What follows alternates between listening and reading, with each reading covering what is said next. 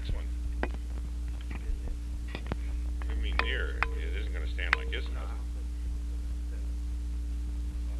You have to press on this? Have to press on this?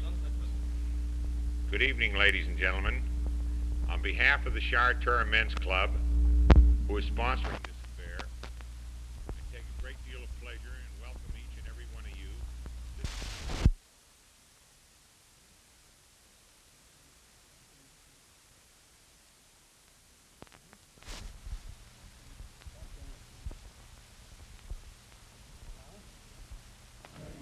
Testing.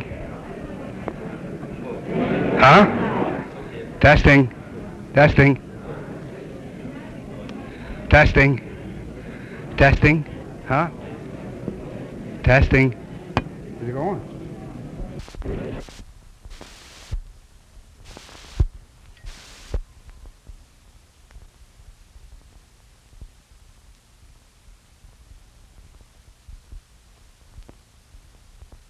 Good evening, dear friends, and welcome to all of you on behalf of the Sharatora Men's Club. Before we proceed with our brief introductory remarks, we like to express very earnest sentiments of gratitude to the following who have cooperated so splendidly in order to achieve the success which this function seems to be.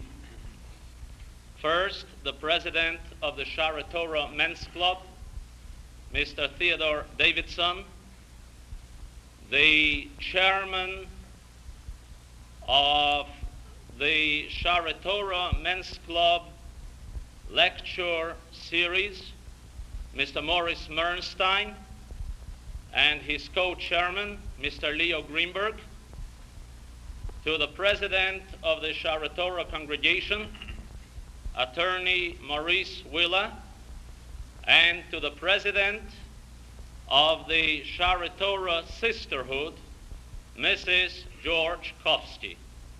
We are grateful indeed to these good people and to their associates for the splendid efforts and the unusual cooperation which they have displayed for the realization of this unique service to our great community of Pittsburgh.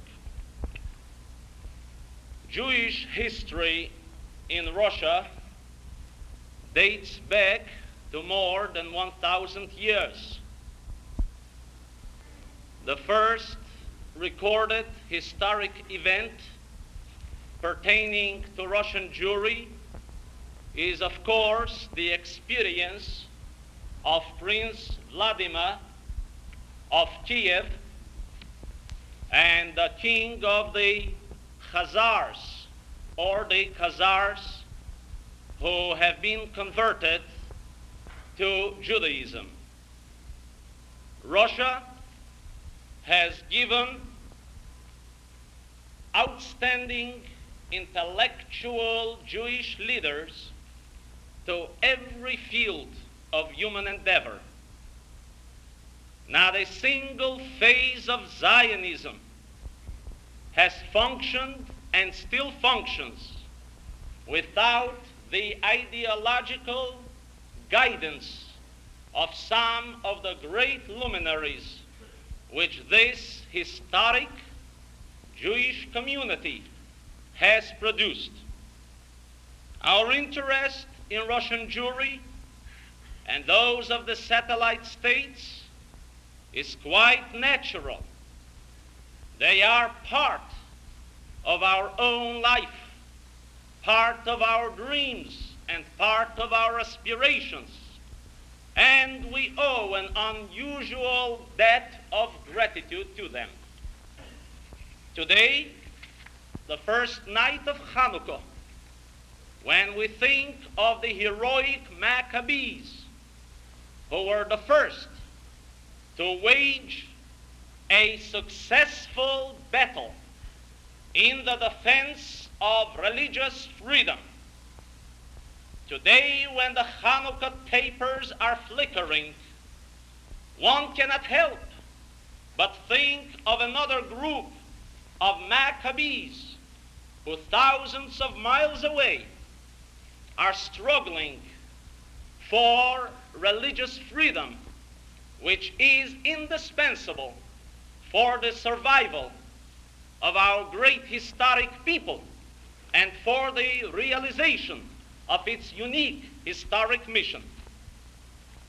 And thus, this evening, beloved friends, we are privileged to have here with us one who needs no introduction in any Jewish community in America. A former president of the Rabbinical Council of America, Rabbi Hollander, represented the Jews of the Western Hemisphere at the International Conference of Chief Rabbis. Twice he was distinctly honored by being the official guest of the Israeli government. His intellectual and rabbinic background is colorful, very interesting, and it would take me much more than these few moments to relate it to you in detail. Rabbi Hollander and I have quite often debated religious and Zionist issues at national conventions. Quite often we were on the same side. Occasionally we have disagreed. But one thing I will say with all the sincerity of my heart, that never have I come across a man as consistent, as earnest, as devoted to an ideal, to a philosophy, to an ideology, to militant, dynamic, and creative Judaism as is embodied in this person.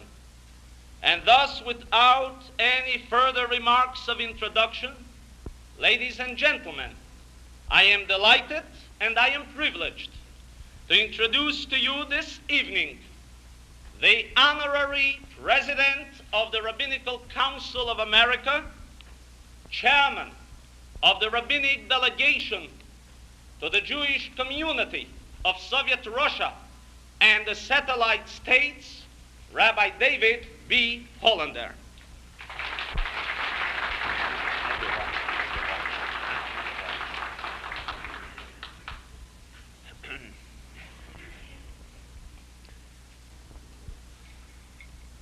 My dear colleague, Rabbi Poupko,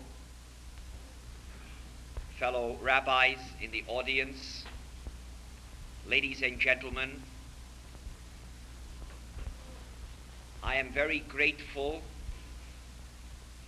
for the moving words your rabbi said concerning myself. I am also grateful for the opportunity to be once again a guest of his community, of his synagogue, for many reasons, but chiefly because your synagogue, Sharei Torah, has a reputation throughout the United States, a reputation which has already had an influence in dozens of communities. Your synagogue and your rabbi have helped to reverse a prophecy of doom. We were told some time ago that the Orthodox synagogues will disappear in the old neighborhoods which are being emptied of Jewish inhabitants. When those neighborhoods will fold up with their synagogues, that will be the end of the American Orthodox congregation. What you have done here, through the energy and dedication of your rabbi, your synagogue here, which, thank God, is truly a traditional Orthodox synagogue, has helped reverse, as I said before, this prophecy.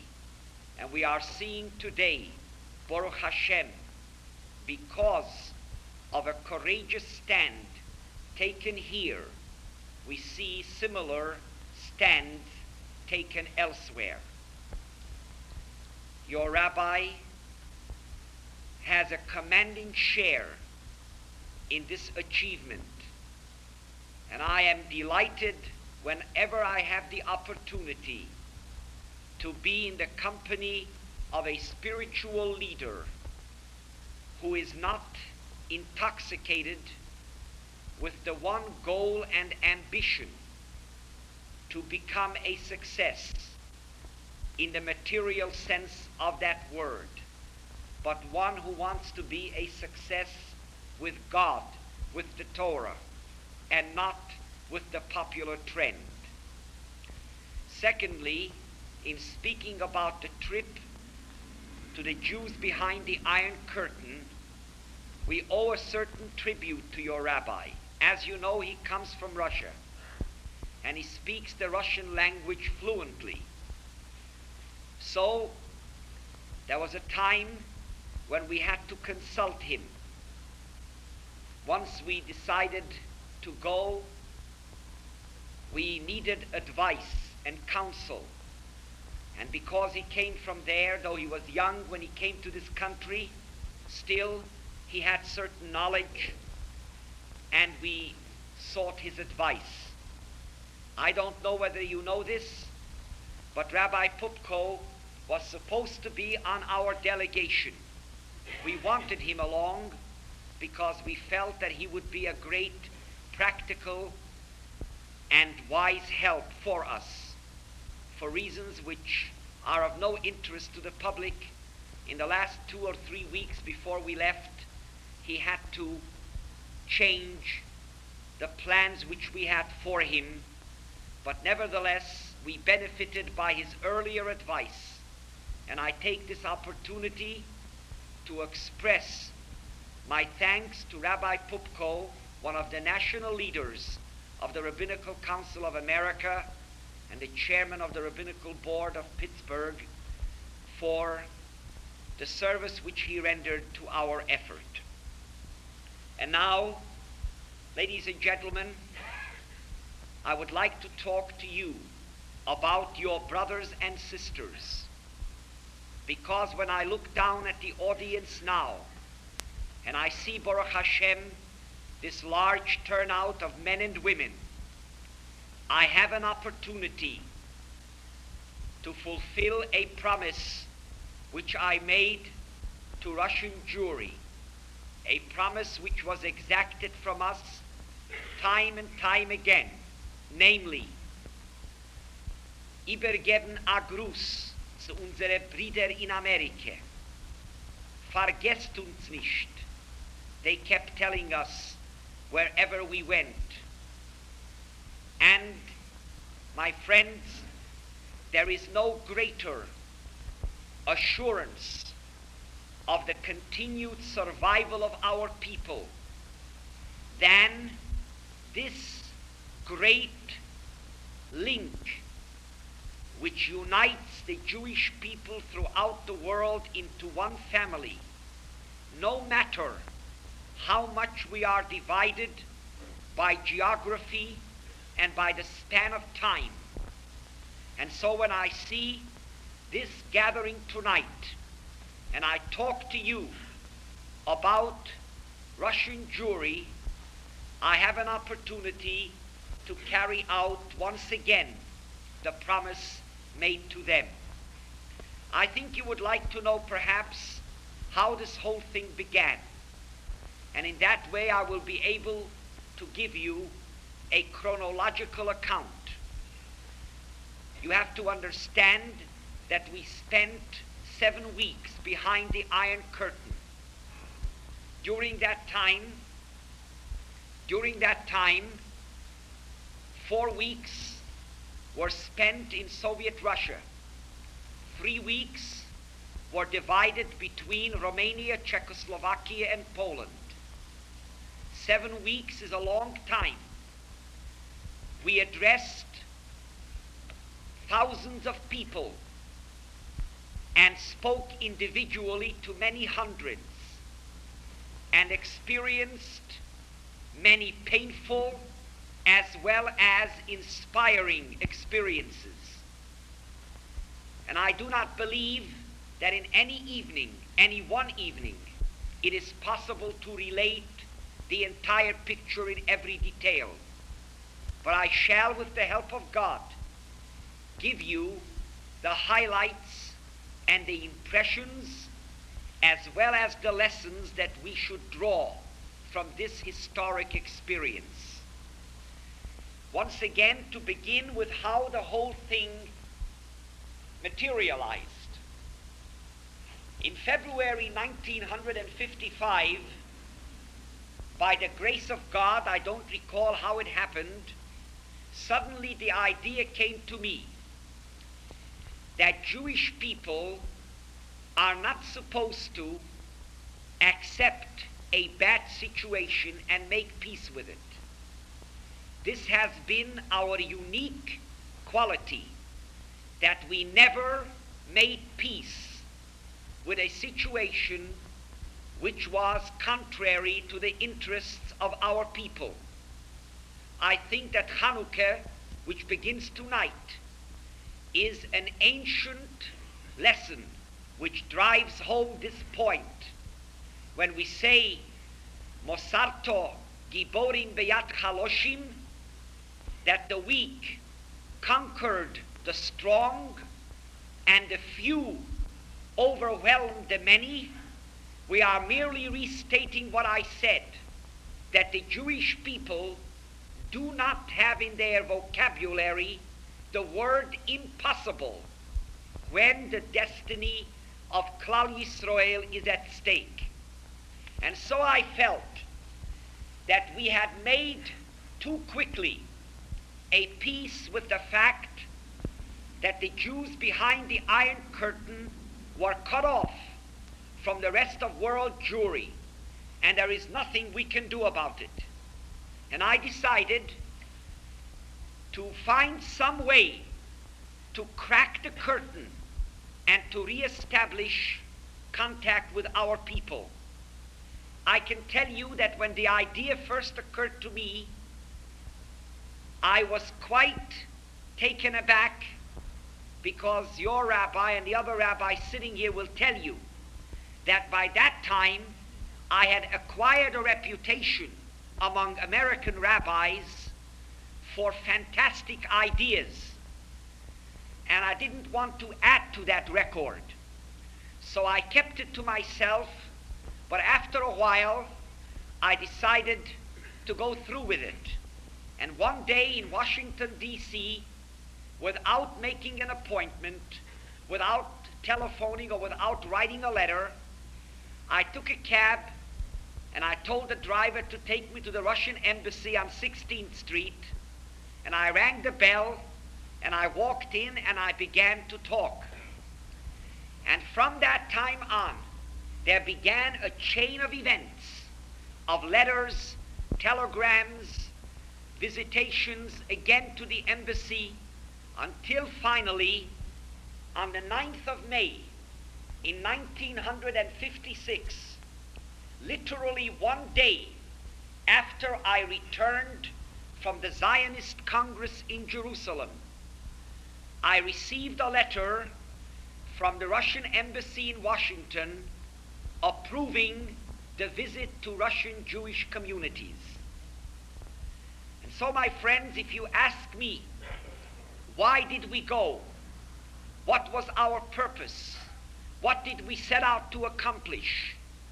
I have only one answer to give you. And the answer was read in the Torah this past Shabbos, when you recall that Joseph went out to look for his brethren, and someone met him on the way and asked him, "Whom are you looking for? What are you seeking?" And he answered briefly, "Es achai onochi mevakesh." I am seeking my brethren.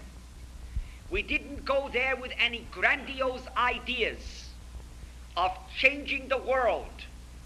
We went for the purpose of saying Shalom Aleichem to our long-lost brothers, and to bring some confidence, some hope, some courage to their wearied hearts.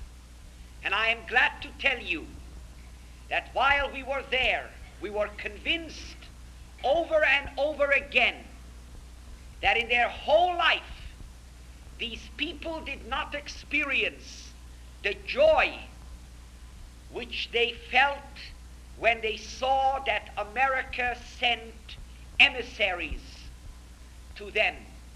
They had considered themselves completely forgotten.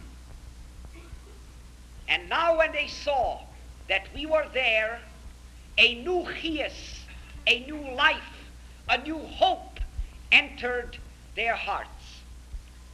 And so on Shabbos, rather on Erev Shabbos, I better be careful of these mistakes, on Erev Shabbos, June 21st, we arrived in Moscow. It was about 11 o'clock in the morning or 12 o'clock. And as the airplane was descending from the clouds and it was about to land on the Moscow airport, I will tell you the truth that for the first time I experienced fear and regret. Before I left, people would stop me on the street in New York and ask me, "You're not going in Aza finstere Turme. You're not afraid to go into Russia. How do you know you will get out?" And frankly speaking, I should have been afraid, but somehow I wasn't. But now, when we came within a matter of minutes of this ominous and dreadful country, when the Iron Curtain was about to part and it was about to close behind us, I was afraid, and maybe at that moment, if I had an opportunity to turn the whole thing around, I might have done so. Fortunately, God takes the choice away from us at times, and because of that, we don't make foolish decisions. When the aeroplane touched the runway and the door flung open, only a few yards away from where the aeroplane stopped, I saw a very heartwarming sight. I saw a tall and stately figure of Rabbi Schliffer with a long white beard, whom I recognized from pictures, and he was flanked by 8 or 10 other Jews, all of them with beards. And this sight, at this critical moment, at this moment of doubt and moment of fear, was an extremely welcome and encouraging scene. So we walked off the plane and into the waiting arms of these our brothers. And after a few moments, when we exchanged the traditional greetings, Shalom Aleichem, Bruchim Haboim, and so on, we began to worry about Shabbos. After all, you know, Friday is a restless day for every religious Jew because he has to prepare for the Shabbos that comes. And here we were in a strange country. Where are we going to be for Shabbos? That problem was soon solved when Rabbi Schliffer told us that we are to be his guests. But we were not his guests at his home. I want you to know that with the exception of 1 or perhaps 2 places throughout the 4 weeks that we were in the Soviet Union, We were not invited to anyone's home.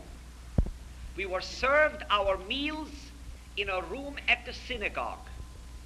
And we realized very well that the failure to invite us to homes was not due, God forbid, to any lack of hospitality on the part of the Russian Jew. It was a situation which began to unfold itself when we found more and more evidence of the terrible climate of fear which permeated the entire atmosphere of that country. And so at the airport, we were getting ready to leave. But you know, you don't leave so quickly.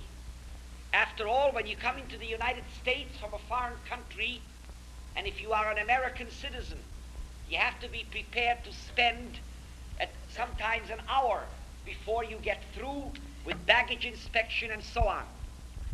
In this case, we expected to spend several hours on the Russian airport.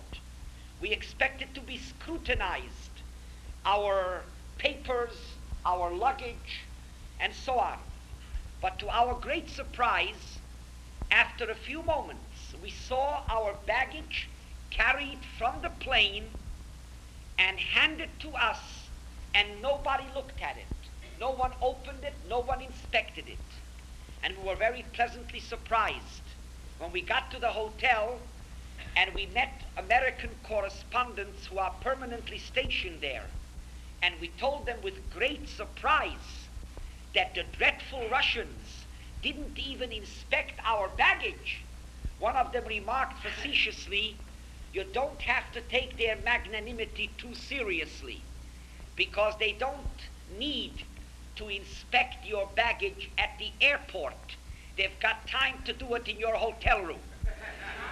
I don't know how true this is, but this gives you an idea of how the American people there think about the Russian system. We came to the hotel. The hotel was situated on Red Square, across the street from the Kremlin. I have seen pictures of Red Square before, as you have, especially on May Day when the Russians parade their might. But this time I just stood at my open window of the Hotel National and I looked out at this huge square with the buildings of the Kremlin surrounding it.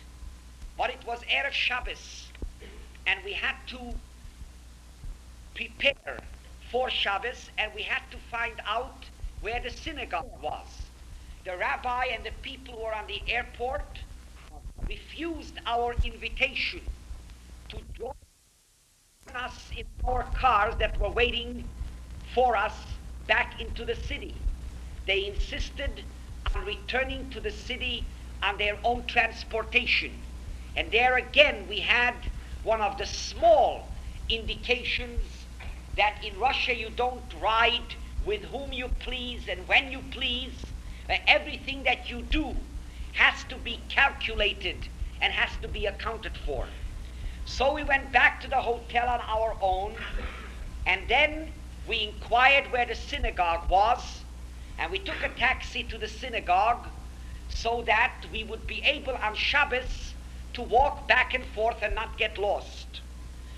To our pleasant surprise, we discovered that the synagogue was only a 5-minute ride, which meant a 20 or 25-minute walk from our hotel or from the Kremlin. We came to the synagogue Friday afternoon, about 4 o'clock. And of course, at that time, no one was in the shul, but the shamus was there, and we asked if the rabbi was in. And the rabbi was in. We went in to see him. You see, we were very eager to get down to work. We didn't come to Russia for a sightseeing trip. We came, although our goal was a limited one, to meet our people. We also wanted to accomplish certain things for them. We were determined to talk to the government about making religious facilities more available to the people. And so we wanted to discuss with the rabbi. On the very first day that we were there, we wanted to discuss with him what are the problems that we should take up with the government. So when we walked into his study, a room with sforim and a desk and a telephone, and we sat down, suddenly the door opened and a short Jew with a small beard, without any invitation, walked in and sat down at a chair. No one said hello to him. He just sat down to listen. And he stayed throughout the conversation we had with the rabbi. And we became conscious of the fact that this man was sitting there because he was required to render a report, and that the rabbi himself had no control over it, that he had the right to walk in at any time and listen in to the conversation. This same Jew, we saw him later on Shabbos in Shul, standing at the Sefer Torah. He was a Gabbai. If there's a Gabbai here, please don't be offended, because the Gabbai in Russia is not elected the way he is elected here. I just happened to see a letter that you're sending out about Gaboim elections. There no one can be a synagogue official if the Ministry of Cults, which is the religious ministry, does not approve his record.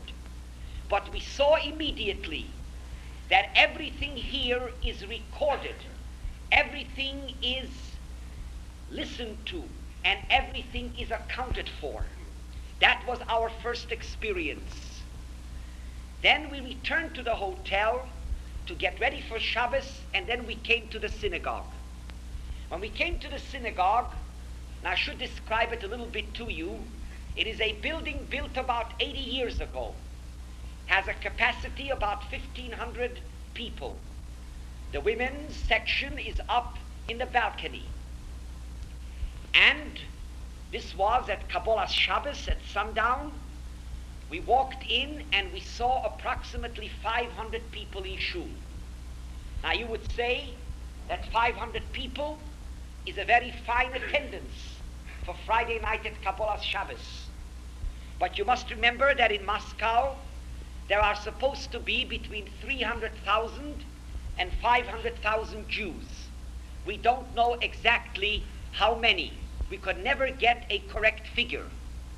And in addition to this large synagogue, there are only two other smaller ones. In fact, I met a Jew here who is in the audience, who was in these synagogues, who comes from Moscow. And during the week, we visited those small synagogues, those two other small synagogues as well. I should tell you that in addition to these three synagogues, there are in Moscow at least 50 private minyanim, 50, not 15, but 50. And after strenuous effort and a lot of pleading, we finally got one of the synagogue officials to take us in a taxi and show us two of these private minyanim. One of them I must describe to you. It was on Shiva Osor Betamuz, on a hot July day. You all know that Shiva Osor Betamuz is a day when the Jewish people throughout the world begin a period of 3 weeks when they mourn the destruction of the temple. It is a fast day. On that day we were taken through alleyways into a shabby courtyard where we were taken to a shack. I say a shack, made up of clapboard and rags, the most humble, poverty-stricken hovel I have seen in a long time. And that shack was the home of a very poor Jewish family, consisting of 4 tiny rooms. And the largest of these was used in addition to living quarters. It was used in the morning and in the evening and on Shabbos and on Yom Tov as a place to hold services. I don't even like the term hold services. It doesn't apply to this place. To daven, to have a minyan. The room had a capacity maybe of 10 people. But into that room, into that shack, crowded in about 50 people. Had gedavent mit a hislahabes, mit a bren. They prayed with a devotion and with a spirit, which, my dear friends, when I stood in that humble shack where the ceiling touched my head, where it was so hot and suffocating, and they took out the Sefer Torah from a wooden box covered with a rag, I stood there and I said to myself, I think of all the $1 million temples with the stained glass windows and with the imported marble that have been erected in various parts of America and which cry out in their emptiness. And here are people in the center of atheism, in Moscow, in the land of the communists, in a land of hardship, in a land of Jewish oppression and suffering. And the people gather in these humble quarters to pray to their God. And so I was very deeply impressed at that time. But I have merely gone off on a tangent to tell you about this private minyan because I did not wish to leave you with the impression that there is only one synagogue in Moscow. These private minyanim are not official synagogues. They are not recognized by the government, but the people hold them in their own humble homes. So let's go back to Friday night. We walked into the shul, and my friends, I noticed immediately that there was a certain restraint on the people. We would have liked very much if we could have run over to every Jew and embraced him as brothers who haven't seen each other for 40 years. But we saw that there was a certain reticence, a self-restraint, and we understood that the people are not sure of themselves. They don't know what to do. And my friends, later on, I discovered more and more why the people are so afraid, and I shall tell you about it. So we began to go up to the bima. There were seats there for us. And I said to Rabbi Schlifer that one of our colleagues was a good Bal Tfilah, and he should be honored with saying L'chuna Ranano. So the honor was given to him, and he began to daven. My friends, I can only tell you that it was of a magical impact when he said these tefillas, L'chuna Ranano, Mizmeshile Mashabos, L'chodeidi, Vaychulu, and then Kiddush. The attitude of the people changed completely. I saw that their whole reticence was gone, so that as soon as the davening was over, the people left their seats and rushed up to the pulpit and surrounded us like a mob, and they began to bombard us with millions of questions. I still remember with embarrassment that old men and old women bent down to kiss my hand, to touch my garment. I felt so humble and unworthy that these people should show me such reverence. But you can understand what it meant to them. To them, the coming of the American rabbis was an indication that perhaps a new era was beginning for them. And as we were talking to them and trying to answer their questions, they inquired about relatives in America. And any Jew in Russia who doesn't have a relative in America considers himself the most miserable and unfortunate creature, because having a relative in America still is some kind of contact with the outside world, even though correspondence has not been possible during the recent years. And while we were talking to these people, Rabbi Schlifer, who was standing in my back, came over to me. Since I was the head of the delegation, he talked through me to the delegation, and he said, "Ihr verbringt zu viel Zeit mit den Jiden. Man darf reingehen, essen und machen Kiddush." I don't think I have to translate. And I was very resentful. And I said to him, "Ich verstehe nicht. I didn't come here to look after my personal comforts. I came here because I want to talk to these people day and night. I want to spend as much time with them as possible. So when he saw that his gentle hint didn't work, he sent down his gaboim, and they literally pushed the people away from us. As I say, I was resentful. But my resentment, I must say, was a product of my ignorance. Because later on, a few days after that, when I became more acquainted with the situation, I realized how right Rabbi Schlifer was. The people there were losing their perspective. They were getting too enthusiastic, showing a great measure of interest in the American visitors, and they were going overboard. And he, as the faithful shepherd, tried to keep them from that mistake. And he couldn't do it any other way except in trying to discourage these extended conversations. And I say, my friends, that people have to understand what the situation there is. Unfortunately, not everybody understands. I was shocked when I returned to America and I read that certain Jewish clergymen, I don't want to call them rabbis, who went to Russia and who came back in a hurry to get back before the headlines would be printed, had the audacity to say that Rabbi Schlifer lacks in dynamism, or someone who said that he is not endowed with sufficient academic distinction.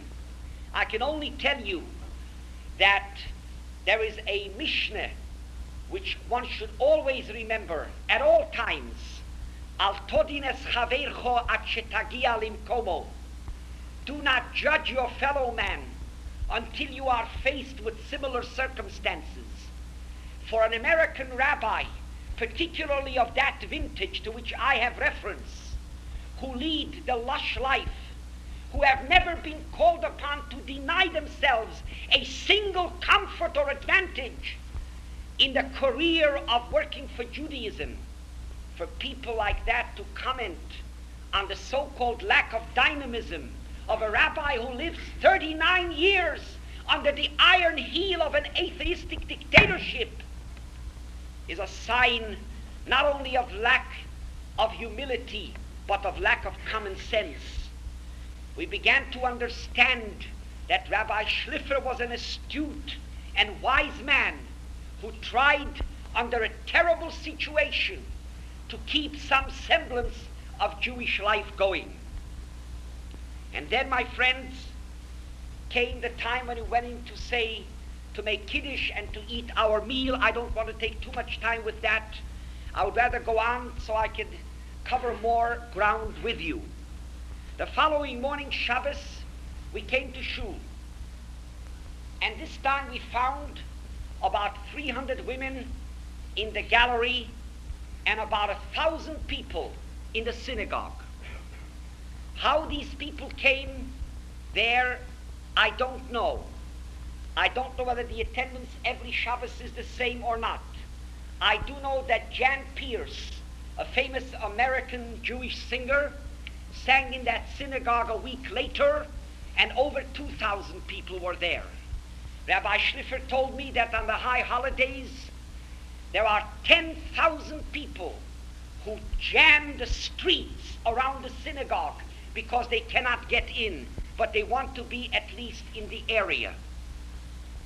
When I saw these 1,000 people and I looked at them, my friends, because on Friday night I couldn't see them so well, the illumination wasn't quite so bright. But now during the day, I had a good look at them. And believe me, it broke your heart to see them.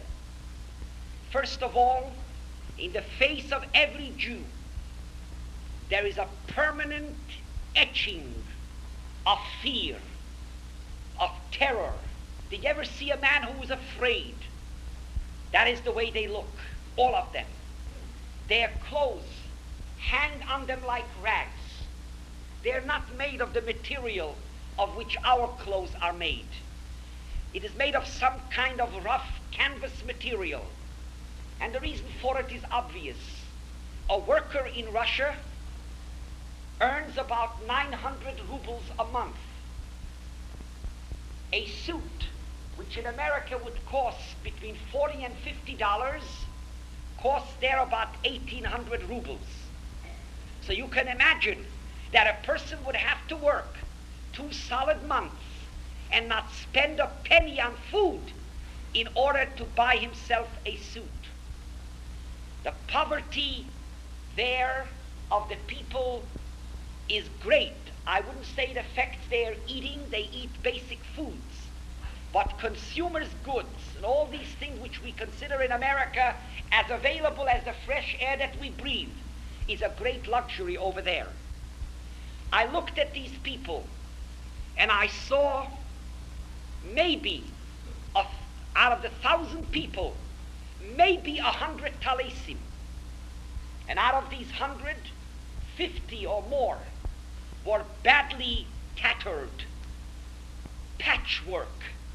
Some of the talesim were made of burlap with contrasting color to look like a talus. Sidurim, maybe a similar number, 100. Most of them torn from use.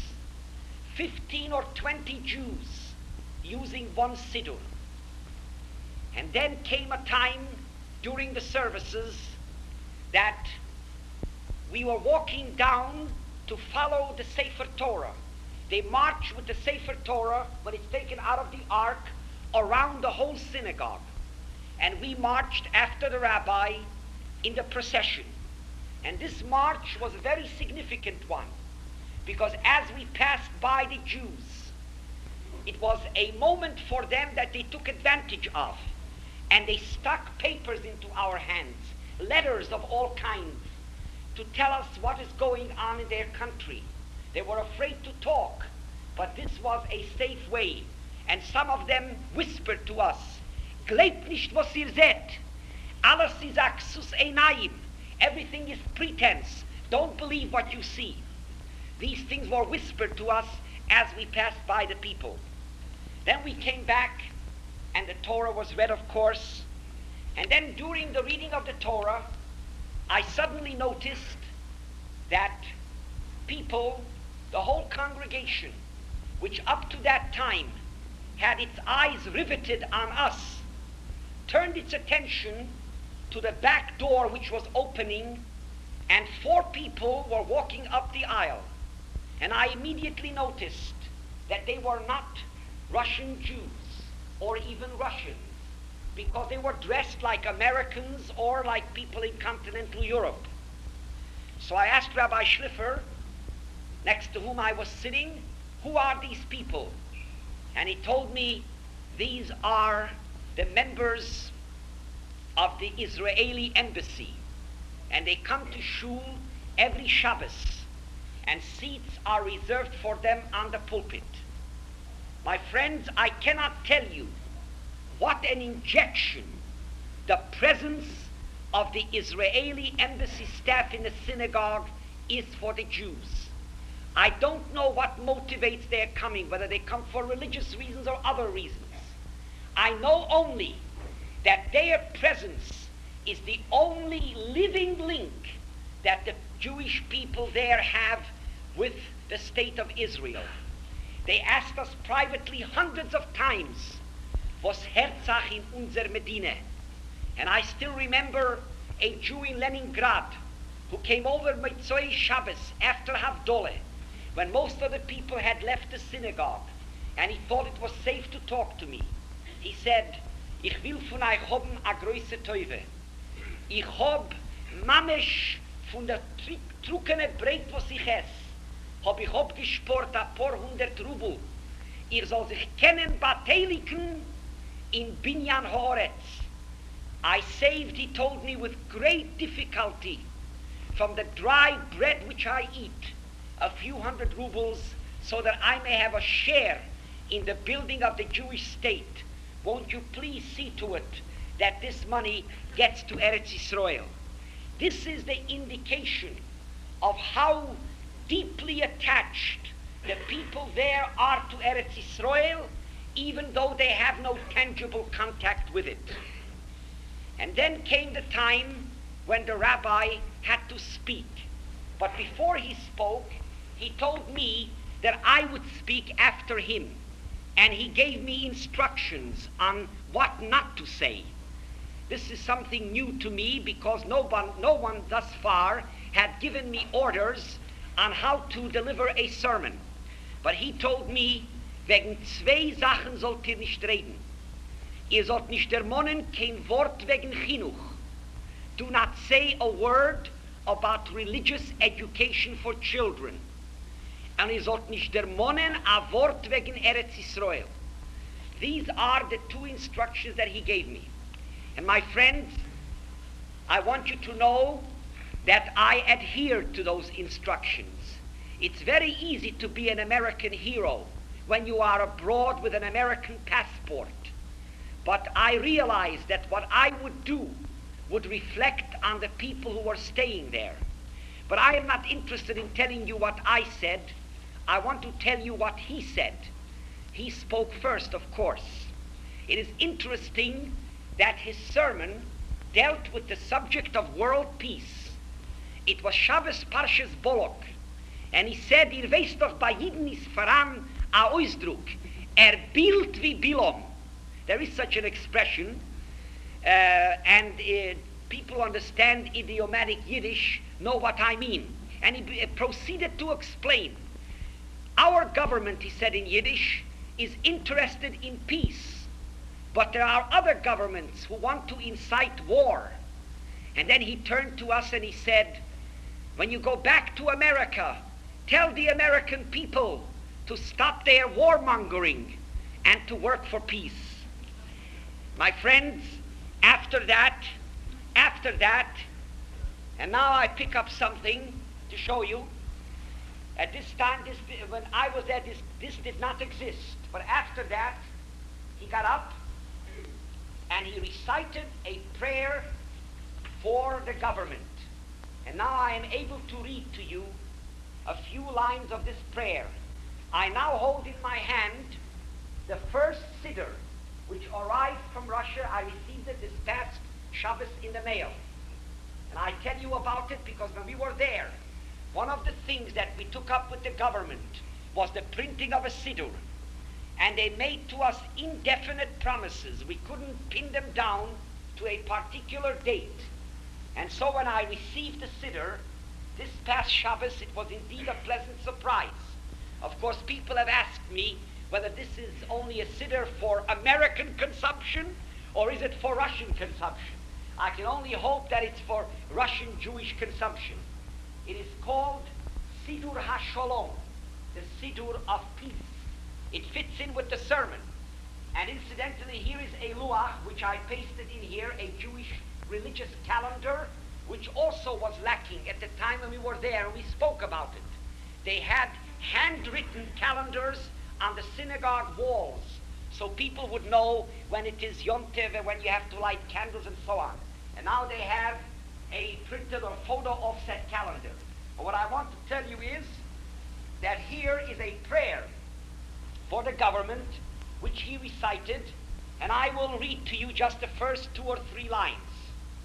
Ovinu Sheba Shomayim, Borech Memsheles SSSR, our Father in heaven, bless the government of the USSR, Mogein HaSholom B'chol Ha'olam, the protector of peace in the entire world.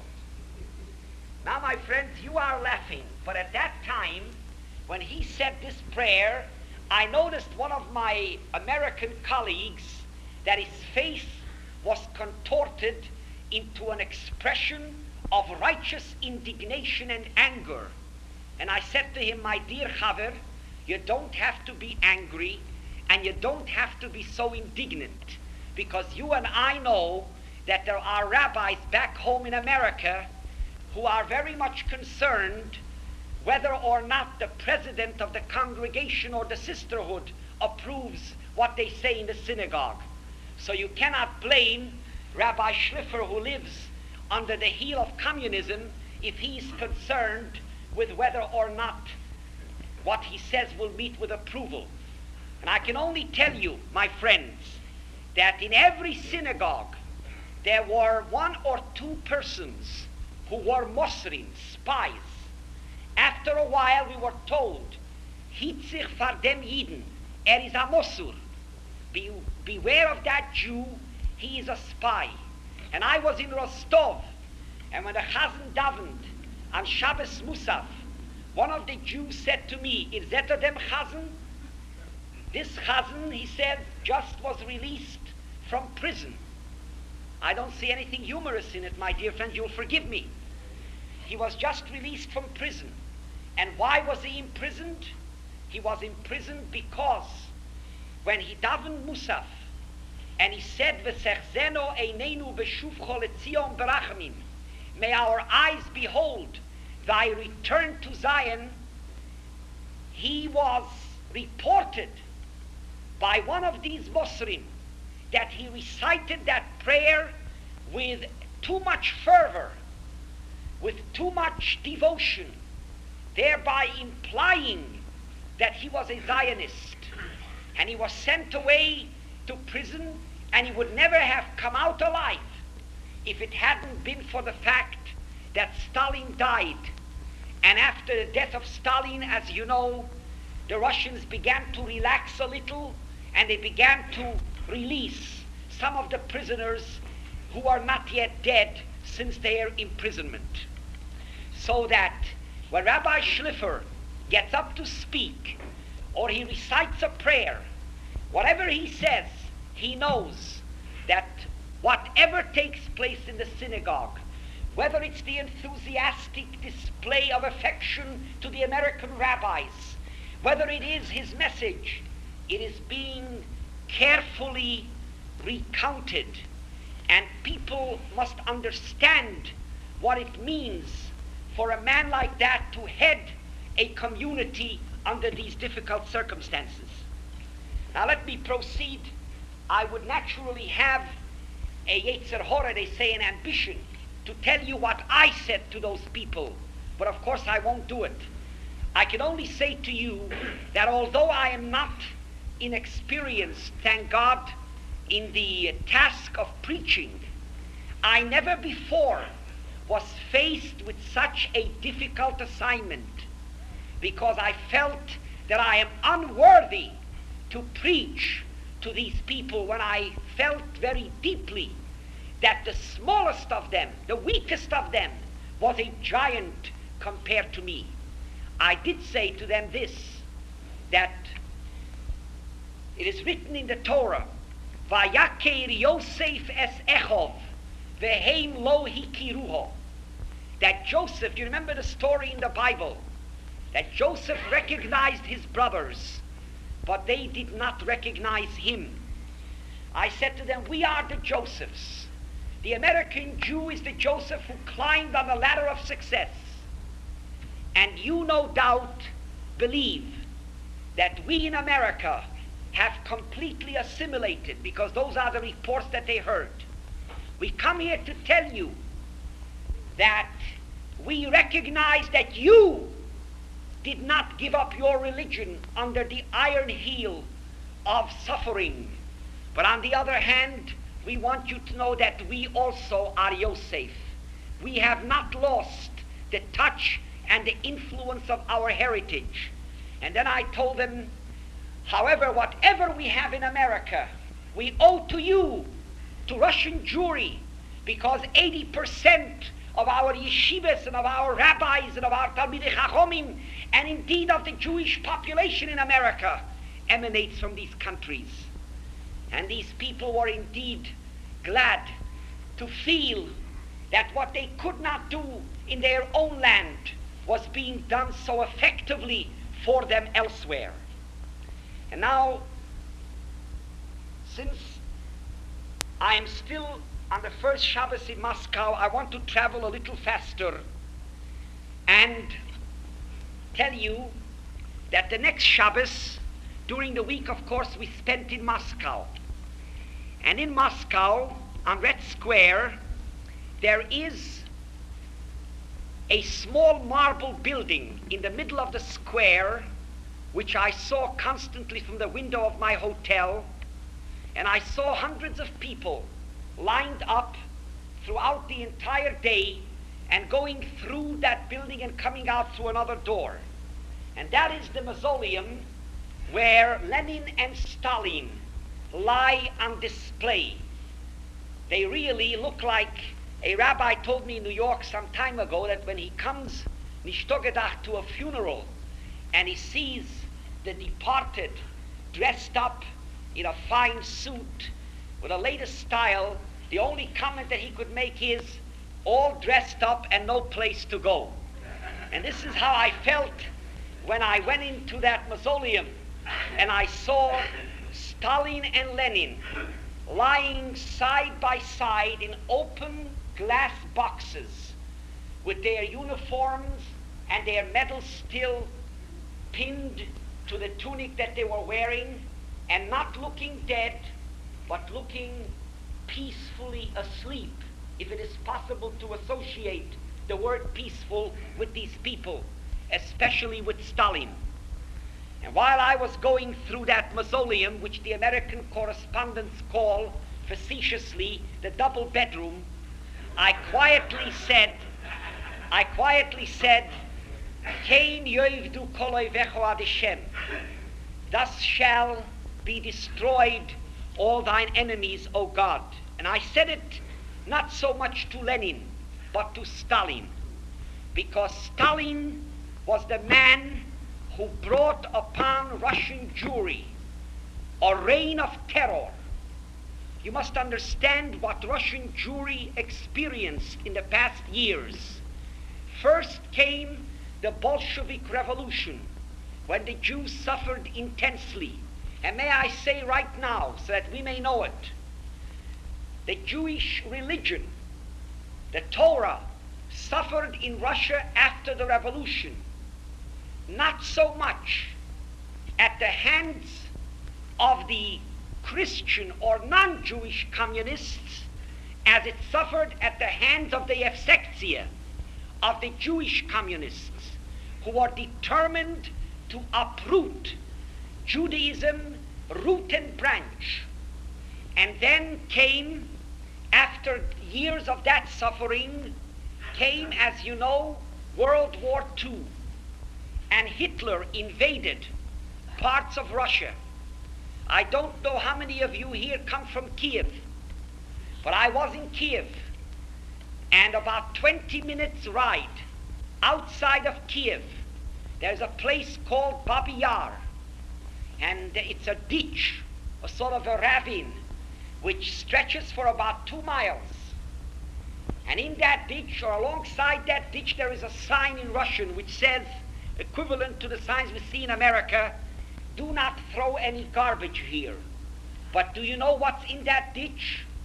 That ditch is the burial place of the murdered remains of 130,000 Jews whom the Nazis slaughtered in Kiev alone.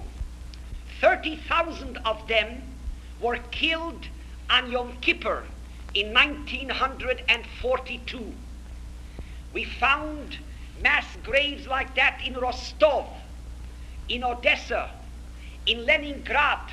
There is a grave, a single grave, with 7,500 Jews who died of starvation in the streets of Leningrad because Hitler's armies laid siege to the city of Leningrad for many months. They could not enter the city, but they starved the people there. And 7,500 of our brothers and sisters were picked up dead in the streets from lack of bread and lie buried on the cemetery in Leningrad. So when I tell you that the Jews in Russia had had a consistently bad time, first with the Bolshevik Revolution, and then under Hitler, and then came the time when Hitler was defeated. It was the end of World War II, and Russia was an ally which helped the defeat of Hitler. And yet in 1948 and 49, Stalin began his terror against the Jews. It was under Stalin that many rabbis were arrested. I myself met rabbis in various cities who were released after the death of Stalin. One rabbi I met, a great Talmud Chacham, a man of 80 years of age, who was imprisoned and who upon the death of Stalin was released, but he was released a man sick, broken in body and utterly blind. Many others, of course, who could not survive the years of imprisonment, died in the various camps. One of the presidents of the large Kehillas told me that 3 weeks before Stalin's death, they already had barracks for 600,000 Jews set up in Birobidzhan. It was a program of extermination and slave labor. And it was only Stalin's death, a few days after Purim, in 1953, which gave the Jews a little sigh of relief. This climate of fear, my friends, however, is still there. Although there is a period of relaxation, or may I correct myself, although there was a period of relaxation when we were there, I don't know how it is now. Now that Russia has become the arch enemy of the state of Israel, I fear very much for the fate and the destiny of our people there. I think of the Jews who said to me, Halavai solche das meinen a Yeshua auf uns. I think of their faces and their eyes. And now with this turn of events, I realize the danger that even these slender hopes have been dashed for them. I hope that something will happen soon to at least return to the relaxation which prevailed this past summer. But the element of fear is everywhere felt, not only among the Jews, in the general population. And not only in the general population, but it will surprise you, even in the diplomatic corps. We went to see Ambassador Bolin. You heard of Ambassador Bolin, Charles Bolin, they call him Chief Bolin. He's considered one of the greatest experts on Russian affairs. And we had a long session with him one day. And when we came to the American Embassy building, which is a 9-story structure on one of the main boulevards of Moscow, we walked in and we were met by the secretary on the first floor. So we were naturally glad to see an American